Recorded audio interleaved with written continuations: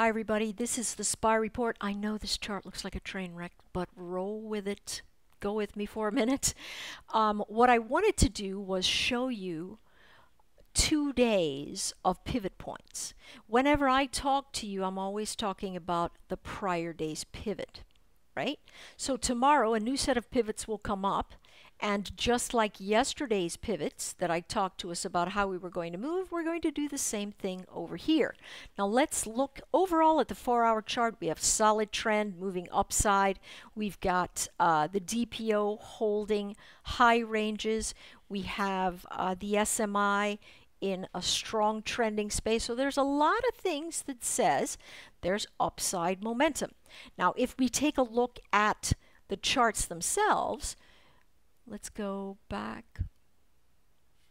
Let's go to the 1-hour chart and take a look at these. I said, hey, listen, here's where we are. We're coming up into R3. What should we do if we lose the region? Could come down into R1. If we lose R1, we've got the midline between R1 on the pivot. We did not. I also said, we tested it but did not move. I also said, hey, listen, if it bounces off above R2, watch it move to R3. And it did exactly that. Now this became today's R1. But the formations were exactly the same. I said, hey, listen, here's the region. It pulled over. Now we want to see the bounce off of this area. If it bounces off the area, you know you've got a long into R3, which actually turns into R1 today. So that's really what I want to show you, how it is that we're walking through these pieces. And so now we're going to look at tomorrow's. I should say this, if you had purchased the at the money call here in SPY at the 159.13 region, hang on a second.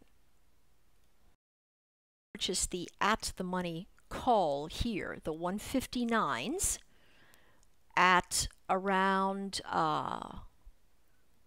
10-12 or so. No, let's say you took the just out of the money because you expected it to get to 159.60.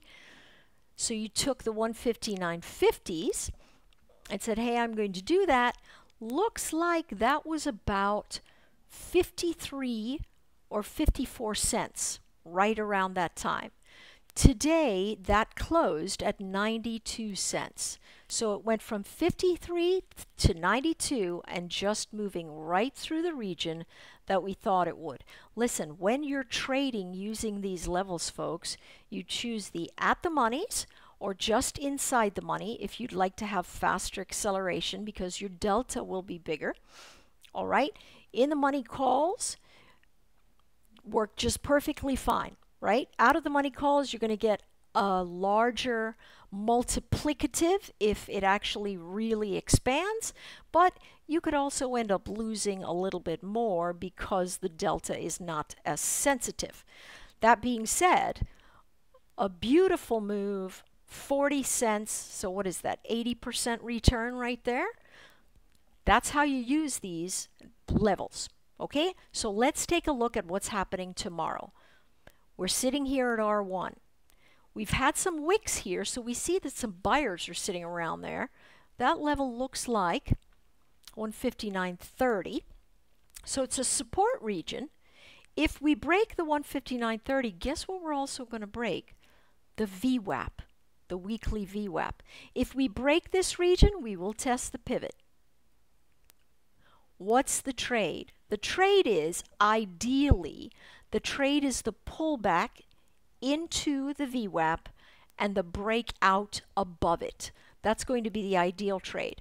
However, if you come in tomorrow and you break out up above this area, in the first 15 minutes, you probably need to wait, right? Notice, what is this? Notice this candlestick right here. This candlestick completely reverses. So with the first 15 minutes, you want to be super cautious about what it is that you're doing. After that, if it pops up over the level, then great. You can take the trade. It can move to R2, the midline of R2. Just pay attention, folks. And when you are staring things down, you can look at a 15-minute chart and say to yourself, am I making higher lows and higher highs? Here's the break off the pivot. Recaptures the edge. If you don't use a DPO or an SMI, maybe consider using that. All right? So it breaks off the area, moves up above here, higher low, higher high, higher low, higher low, higher high, higher low, higher high, lower low, lower high, lower low, lower high. Now when you come into this area and you say, wait, what am I doing here? All you have to do is look to the left and say, where were the last group of buyers when I pulled down here? Well, they're over here. There's no reason in the world to think that they've left, and indeed they did not. They were right there. Up into target, that's all you need to do. You get out of the trade, or you take most of your position off the trade, and you just let it ride, okay? And leave your break, your stop at the last space that you saw the buyers. Tomorrow you're going to be doing exactly the same thing. Here's the range. You're going to wait for it to pop out. If it pops out at the open, you know that it very well likely will reverse. Just so long as it holds this region here, it will have upside momentum.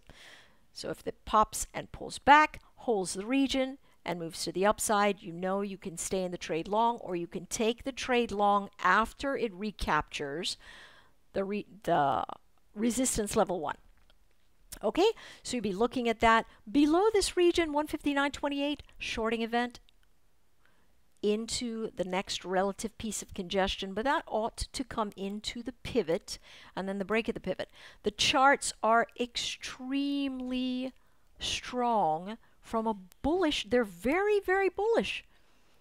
I'm just amazed at how bullish these charts are, but you know what? All the technical indicators are pointing to the north. Everything's pointing to upside momentum, and we just need to not sit around and go, I don't believe it. If it breaks the level, take the trade. Simple as that.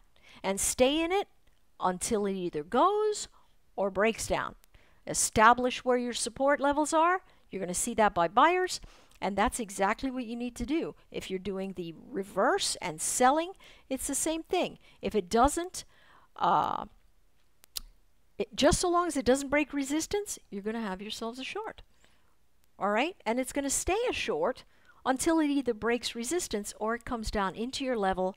And then you don't get greedy. You say, you know what? I'm here to take my pennies. I'm going to take this off of the table, and I'm going to bring my stop down into break even, and right after that, I'm going to allow it to move forward into the next step. I'm just going to watch it go. So I have nothing left at risk because I've pulled everything down into break even, and I've taken part of my position off the trade. That's how you manage a trade properly, and that's how you manage a trade with the least amount of slippage, as it were. All right, let's take a look at the Qs. Apple just absolutely went off the rails today in terms of just shooting over the top, and so we know that Qs will have that in there. Look at this, another brand new level to the upside. I'm going to move this guy. Let's move this one here. All right, look at where the chart stopped. Just below resistance level 2. All right, if we take a look at the trade, right, let's go back to yesterday's pivots.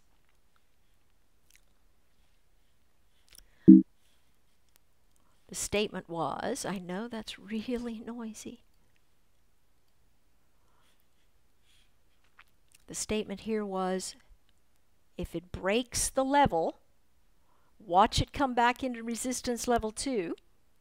If it pops off of that region, it's going to go back to level 3. If it holds the region, it's going to move up. If it loses the level, it's going to move down. Stair step yourself, folks. If it comes in and tests the pivot, that's a great thing. Watch for the break out of resistance level 1, and just take it into resistance level 2. Your Woody's pivots will show you exactly where it is. If you start seeing momentum slow like this, your job is to say, hey, I better raise my stop, or I better take some profit. When things slow like this, it means that buyers are getting tired, and so they want to take a little rest. Does that mean it rolls over? No. It just means they're taking a little rest. So take the time to take some profit. What's going to happen tomorrow? Let's take a look at this. A clear line of sellers is sitting right here, beating these guys up, but buyers are very enthusiastic. Look at the wicks here. They really are pushing this chart up. What's going to happen? Above 70.78, you're going to take the long, right? If it comes into R1 and bounces, it's another place for you to add. As long as you make higher lows and higher highs in your formation, any bounce, you'll be in good shape to move into the next space. All right, because this is moving very tidily up into the region. So above R2, you know you are at least going to see the midpoint between R2 and R3, and then R3 as a likely target on the day. If you lose this line of buyers, you know it's going to come into here. If it loses R1, you can short it into the pivot. If you short it into the pivot and it loses the pivot, start stair-stepping down, because you're going to hit that midline mark between the pivot and support level 1, that's 69.84. All right? Really straightforward. Listen, here's the thing. If it never breaks 70.54 or it never breaks 70.79, don't take the trades. Yeah, don't take them. And if you look at this one and it breaks this level, your question should be, well, where's this going? Probably going into resistance level 1. Do I want to take a short that is only maybe 20 cents wide? Are you nimble? Yes? Knock yourself out. If you're not nimble, stay out of that trade until it comes into the VWAP and begins to bounce, or it comes into the VWAP and it begins to fail. That's where you're going to get the most reliable trading event for yourself. Stay out of the zones that have chop and give you no good telegraph of what's going on. Let's take a look at the IWM. IWM really began to run a little bit later in the afternoon with the rest of the market, but interestingly, so did the IYR. I don't even know what happened in there, but wow, the IYR just went crazy this afternoon. I don't know why. I'll find out later. I'm doing the video first. Okay, so here we are. Let's do the same thing. Show you yesterday's pivots. Train wreck. All right. Put it on the hourly chart. Here are the things that we were looking at. It was sitting around here, right? That was our candlestick for the edge of the day. The question is, hey, listen, can we hold this level? This chart easily could have come into here, right? If it loses the low of the prior day, you've got yourself a short. Well, guess what it did not do? Never lost the low of the prior day. It came in again the first 15 minutes of the day, always a little bit suspect. You need to let the 15-minute rule take over, which is don't touch it, let it make a range, and then when it breaks out of the range, you take it, right? That's really, really straightforward. So here we are. If we breach R2, we're going to go to the midline and then to R3. Guess what stopped us? R2 of the present day.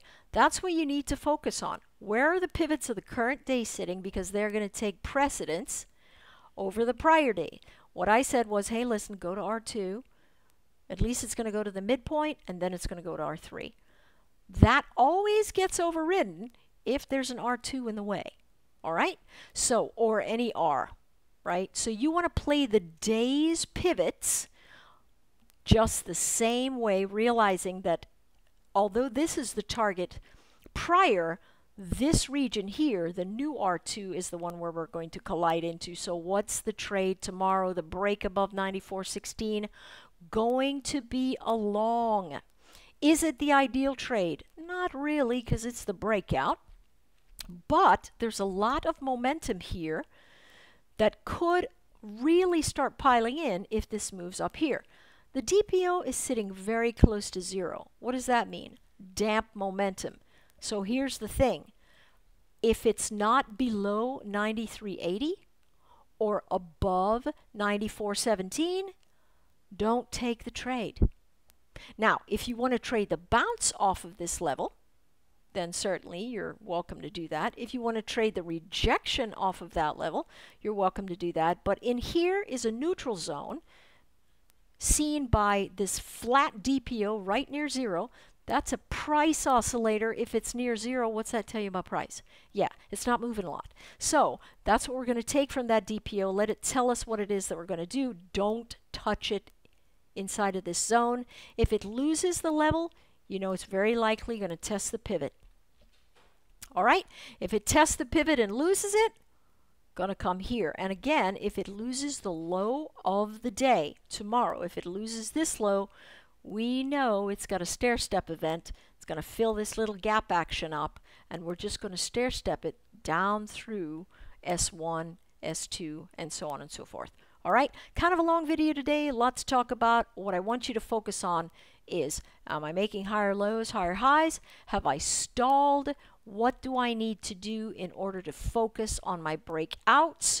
Watch the levels, and just remember, the first 15 minutes of the day